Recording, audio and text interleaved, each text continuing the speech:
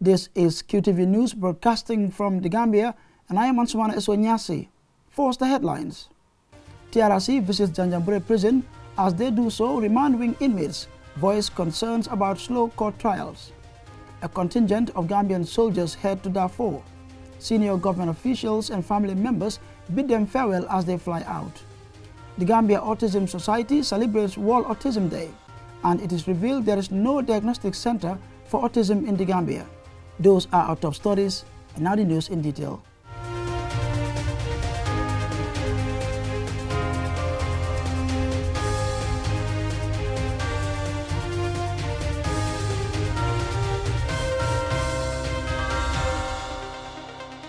Commissioners of the Truth, Reconciliation and Reparations Commission Wednesday visited Janjanbureh prisons in Georgetown Central River region.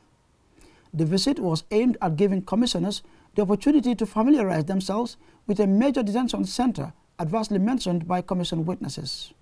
In view of their mandate to give strong recommendations for institutional reform, Commissioners of the Truth, Reconciliation and Reparations Commission Wednesday visited Janjanbureh prisons. The visit was for commissioners to familiarize themselves with places mentioned by witnesses as settings for some of the alleged gruesome human rights abuses, such as solitary confinement, unlawful detention and torture. The TRC delegation was received by Commissioner Boubacar Jatta, who once testified at the Commission's public hearings. Here, we temporarily use it as a gate lodge, but it's purposely for church service. It was built by the philanthropists. So, but due to lack of space, so we turned it to a female wing. Right now, we have only one female prisoner, a convict, who is using there, and it's temporarily for gate lodge. So where do you do your church service then? No, there is no church service as of now. But it was originally built as a chapel? As a chapel, yes. During the visit, the delegation was taken on a conducted tour of the prisons. Amongst the sites visited was the remand wing, where 8 non-Gambians are currently detained and undergoing trial. Cell number 4 and 5, the gate lodge, where inmates and visitors are processed daily, and the kitchen. Meanwhile, Commissioner Boubacar Jatta confirmed to the TRC delegation that Imam Alhaji Usman Sawane of Kanifing Mosque was detained at Janjanbureh prison in October 2015. Ansumana Esonyasi for QTV News. As a contingent of Gambian soldiers head for peacekeeping duties in Darfur, they are seen off by senior government officials and family members.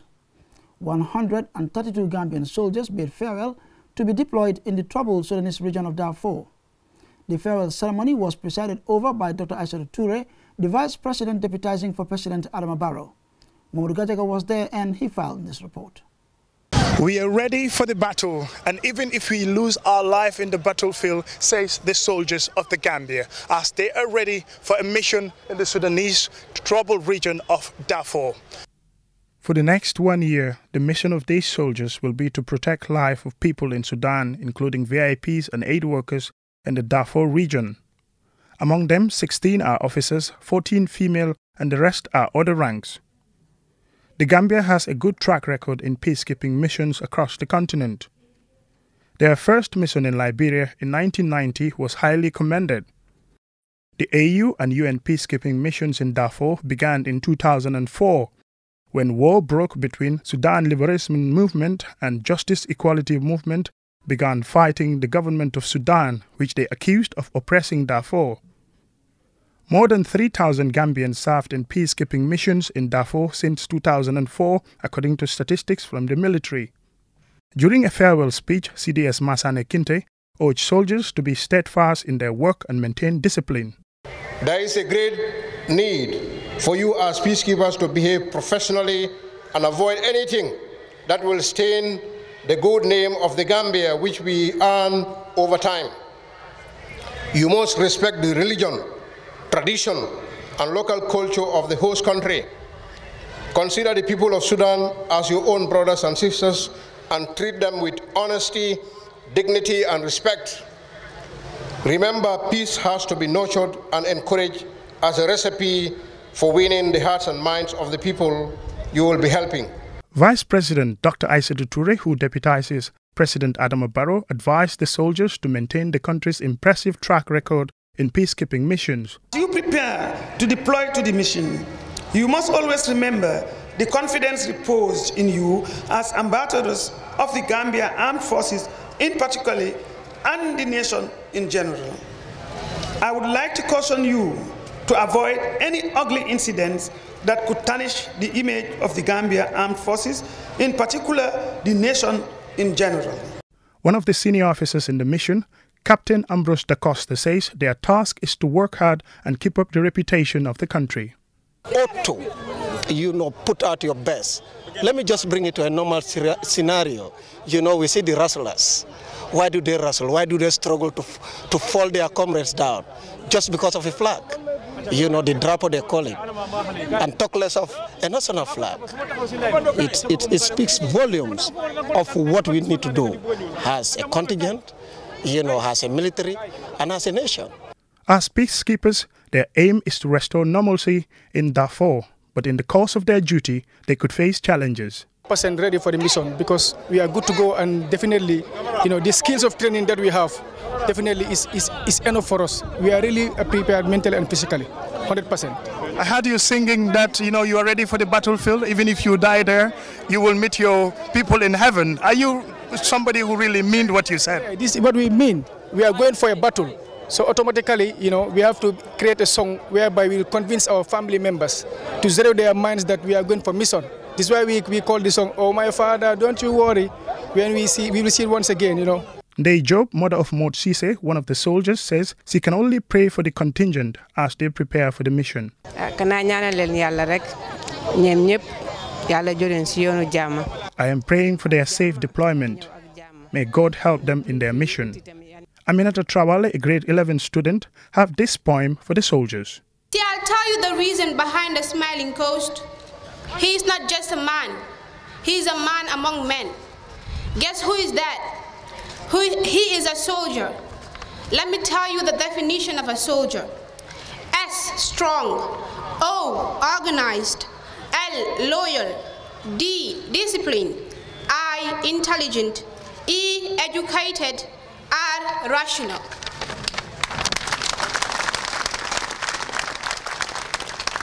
See, he sacrificed his friends and loved ones for our freedom and safety.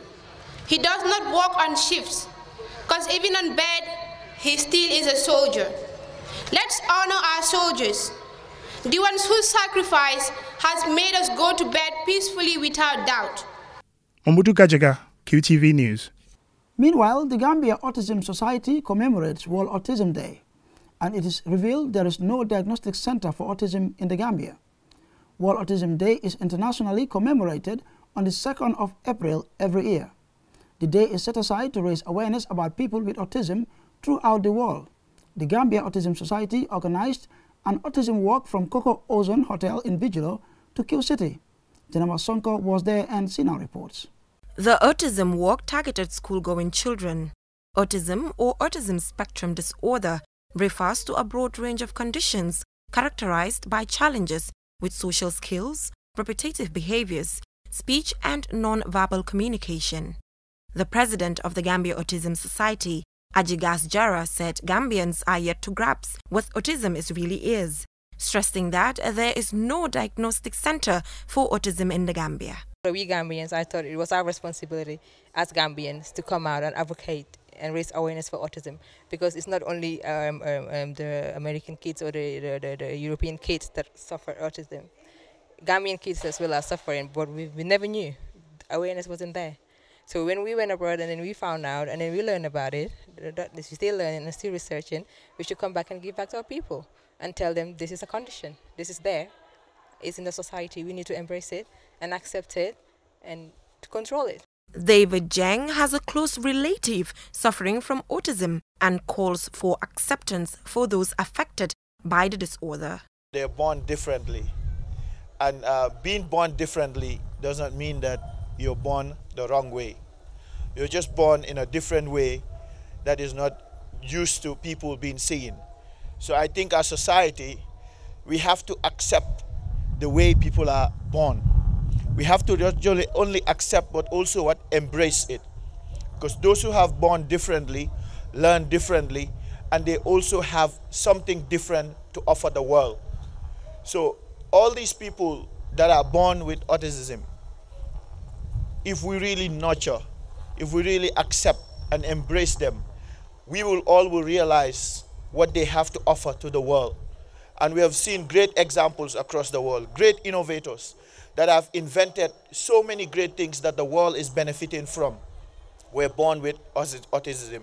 But because they are in a society that have embraced them, because they're in a system that have accepted them, because they're in a system that have provided for them to be able to grow and accept and embrace them. Meanwhile, the Gambia Autism Society intends to embark on a nationwide sensitization tour as well as a survey to know the actual number of Gambians suffering from the disorder. Reporting for QTV News, I am Jenna Basonko. And in other news, a two-day training on Gambian statistics was separately organized for media personnel, civil society organizations and permanent secretaries by the Gambia Bureau of Statistics. The training concluded on Wednesday at a local hotel in Senegambia. Jenna Basonko was at the closing and Sina reports. According to the Gambia Bureau of Statistics, there's a high data availability collected at great expense. However, there's a gap between the Gambia Bureau of Statistics and data users, which motivated the Bureau to organize this training. A senior statistician, Sana Manjang, told QTV that there's a scarcity of resources in the Gambia, so it is necessary for stakeholders to be aware of data published by GBOS to identify intervention areas for improvement. He further expressed dissatisfaction over permanent secretaries' failure to attend the training. According to him, only permanent secretaries from the Ministries of Agriculture and Defense showed up for the training. When we organize a training for the permanent secretaries, because we believe these are the technocrats, okay? And these people need to know how important data is in development. They are the starting point, okay? So if we don't have their commitment, their involvement, it is very difficult for us to promote the use of data in development. And unfortunately, only 2 permanent secretaries turned up, which was very disappointing. My advice to government stakeholders is that they need to take issues very seriously. When we invite them for issues like this, they should not delegate. Okay? If this was a traveling, for instance, they would all have turned up. But because it's a local meeting, they didn't see it as important. They delegated to the lower staff. And we had 2 levels of training. We had one training at Sindola for the technical staff. These people need to know the technicalities, how to analyze data, visualize it. But now, the permanent secretaries need to know how to access this information wherever they are, to use it in planning, program formulation, and even to inform policy. So if they don't turn up, it's really disappointing. Yeah, I was not happy. A participant from Gainako Radio, Yusuf Taylor, explains the benefit of the training and gave recommendations. It's been a very good couple of days of training. It could have been better if it was arranged a little bit better so that we had a little bit of warning.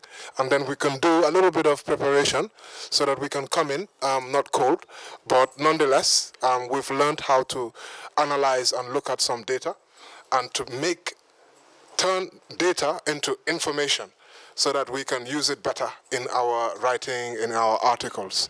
So I think all in all, it's been a good session because not a lot of media actually use statistics and data to back what they're writing in their articles. So I think this has given me the opportunity to learn about the portal as well that GBOS has, and I think everybody here at least has been introduced to the portal and how they can fetch data from that portal.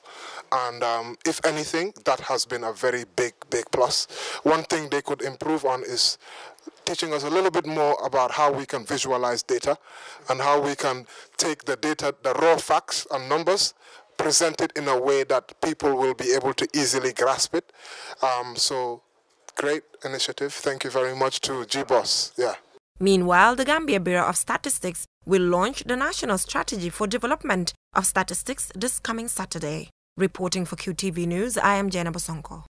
The Medicines Control Agency, with support from the World Bank's West Africa Medicines Regulatory Harmonization Project, on Thursday held a day-long consultative and validation meeting on the strategic plan for medical control in the country. The MCA is a regulatory body established in 2014 to regulate all matters relating to safety, quality and efficacy of medicines and related products in the Gambia. Babakar C reports.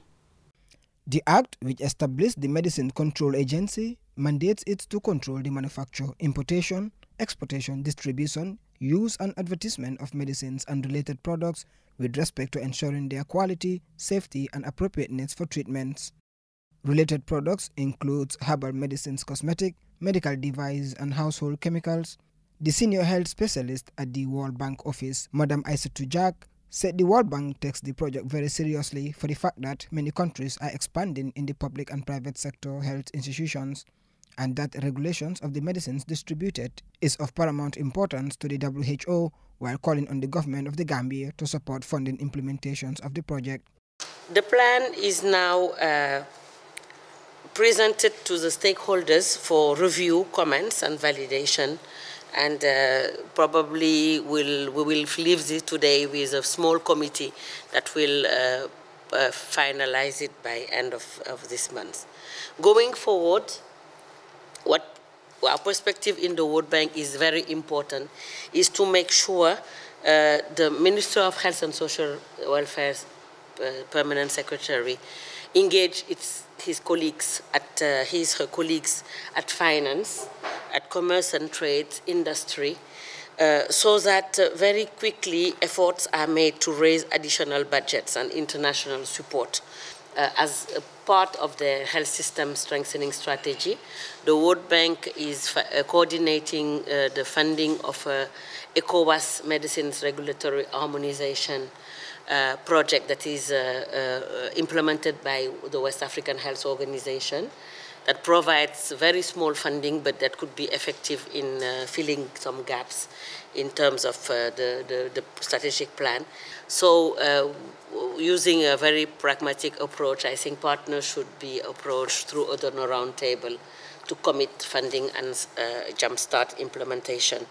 In declaring the validation and consultation meeting open, Mohamed Lamin Jaite, Permanent Secretary, Ministry of Health and Social Welfare, said having strategic plans in place is a call from government to every institution, as planning leads to effective implementation. It is incumbent on us to review our local terrain as experienced people, to do as much as possible to match international best standards to our local context. We are bound by culture, traditions, but also we have to be obliged to international standards. The Executive Director of the Medicines Control Agency, Mrs. Markiu Jane Kaira, has been telling us what next steps are following the validation and consultation. After here, we need to finalize the documents, and as the World Bank specialist, health specialist said, we need to then look for the funding to operationalize the plan. We're now in the process of developing the implementation plan. Once it's been developed, we need to cost it. Once we cost it, we need to really give it out to the different stakeholders, the donors, the Gambia government, to make an input into the document to operationalize it. So basically, if you have the funds, you can implement. You can recruit, you can train, you can operationalize the different departments and be able to perform your key regulatory functions, which is regulating the quality of the medicines in the market, sensitizing the public on how to use their medicines and how to make sure that they can detect and report any sort of side effects of any medicines. And sometimes, you go out, you see a medicine, the packaging is not looking very well. And then, you will have at least the adequate tools to be able to report it immediately to the Medicines Control Agency. They can investigate it, they can test it, and they can really do what we call sort of like recall. If the medicine is not in the right stead, then the Medicines Control Agency has the inspectors to go out in the field, collect those medicines, and then recall them from the market. Effective medicines regulations promotes and protects public health by ensuring that medicines are of the required quality, safety, and efficacy, and appropriately manufactured, stored, distributed, and dispensed. At the end of the validation, it is expected that the Medicines Control Agency and its stakeholders will validate the document consulted on. Babu Karsi, QTV News.